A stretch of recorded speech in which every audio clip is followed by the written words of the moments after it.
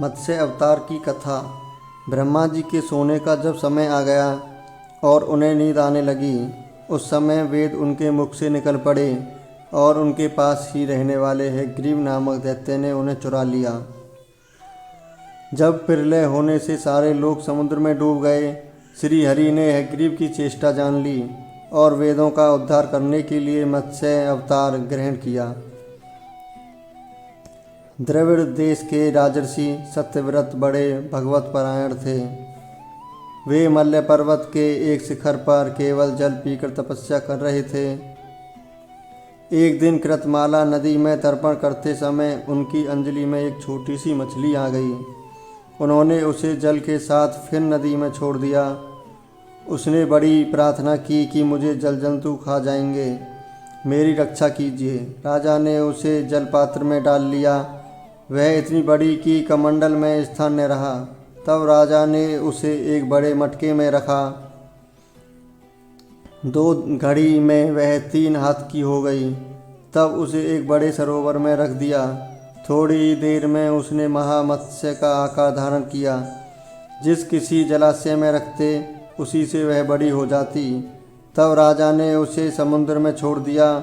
उसने बड़ी करुणा से कहा, राजन, आप मुझको इसमें न छोड़ें, मेरी रक्षा करें। तब उन्होंने प्रश्न किया, मत्स्य रूप धारण करके मुझे मोहित करने वाले आप कौन हैं?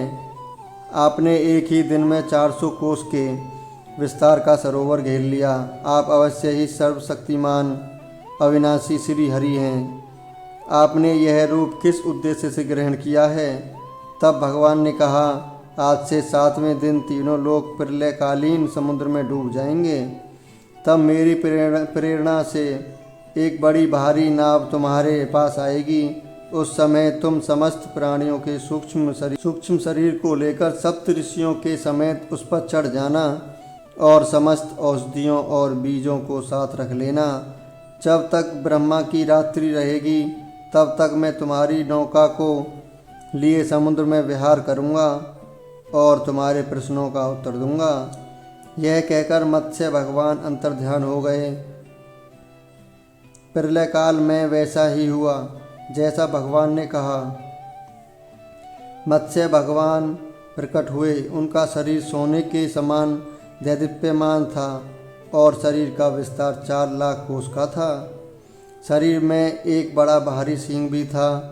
वह नाव वासुकी नाग से सींग में बांध दी गई। सत्यव्रत जी ने भगवान की स्तुति की। भगवान ने प्रसन्न होकर उन्हें अपने स्वरूप का संपूर्ण परम रहस्य और ब्रह्मा तत्व का उपदेश किया, जो मत्स्य पुराण में है। ब्रह्मा की नींद टूटने पर भगवान ने हयग्रीव को मारकर श्रुतियाँ ब्रह्मा जी को लौटा दीं।